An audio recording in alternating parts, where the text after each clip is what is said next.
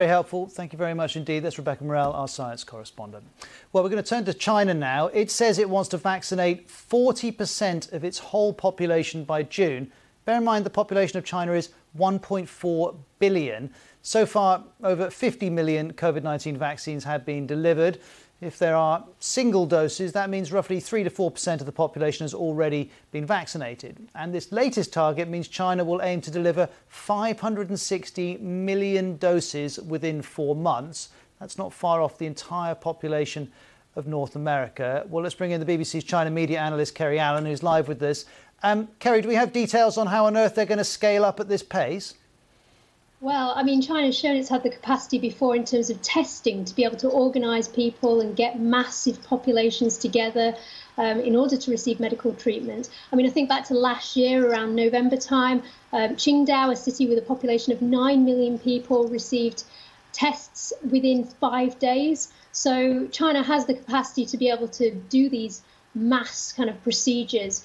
But yeah, I mean, already China did set a threshold for testing, for vaccinating people by the end of Spring Festival, vaccinating 50 million people. So it's been able to achieve that already. But yeah, 560 million people in 4 months is pretty extraordinary. I guess it's not just a logistical challenge, it's also about having the doses. I mean, because we know China is supplying a number of other countries. So does it have sufficient doses in place to be able to do this? Oh gosh, yeah. There have been reports already saying that, I mean, one of the vaccines, Sinopharm, has 1 billion doses already available. Well, will have 1 billion doses available by the end of the year. There's also Sinovac, which has a similar amount of doses. And then there are also 2 other vaccinations on the way. And so Chinese media have been saying that by the end of this year, China should have 4 billion doses of vaccinations. So yeah, it's absolutely got the capacity to be able to provide not only for overseas, but also domestically. And as you'll know, Kerry, here in the UK, for example, there have been lockdowns in place and a rapid vaccination programme to try and respond to the second wave of COVID-19. It's not quite the same backdrop in China, is it? No, it's not. I mean, for a long time in China, there was very much a message that seeking mass vaccination was just not possible because of China's huge population.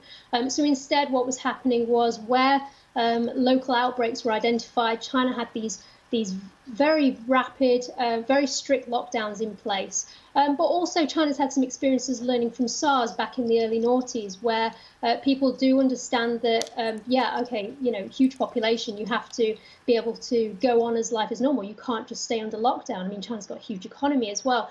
So people are used to mask wearing. And yeah, I mean, that's been the thought for a long period of time, that where there is transmission, try and isolate it as quickly as possible. And in other areas, go about as usual, but yeah, take extra precautions, wash your hands, wear a mask. OK, Kerry, thank you very much indeed. This is Kerry Allen from